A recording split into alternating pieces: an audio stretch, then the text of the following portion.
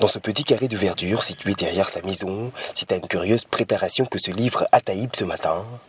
Une mixture d'excréments, de copeaux de bois et de viscères dont la texture en repousserait plus d'un, mais qui, dans 3 jours, constituera un mets de choix pour les pensionnaires de son poulailler.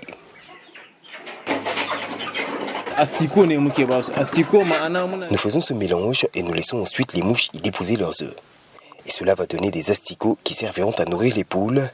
Il faut savoir que ces larves de mouches sont aussi nutritives que les céréales classiques, mais leur culture nous revient surtout moins chère et contribue à préserver les gaz à effet de serre.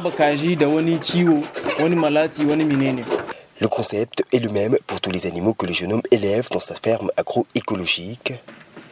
Ici, les canards sont chargés de repousser les insectes et autres nuisibles, et les moutons, exclusivement nourris à l'herbe fraîche produite localement, leurs excréments servant évidemment à fertiliser le verger. Tout ce que nous produisons ici est bio et c'est le principe même de l'agroécologie. Je cultive moi-même de l'herbe à partir de grains de maïs. Les excréments des ruminants servent ensuite à produire des asticots qui nourrissent les poules et nous les utilisons également comme engrais pour les arbres que nous cultivons. Exploiter l'écosystème local pour préserver les ressources et l'environnement. Pour Ataïb, l'agroécologie constitue l'alternative idéale à une agriculture conventionnelle devenue un facteur majeur du réchauffement climatique. Nous allons souvent à la rencontre de cultivateurs pour leur faire comprendre la complémentarité entre les animaux et les plantes. Nous leur conseillons ainsi une lutte biologique plutôt qu'une utilisation de pesticides.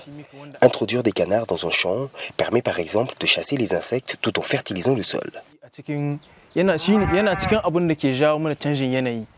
De quoi préserver l'environnement, mais également réaliser une économie financière conséquente.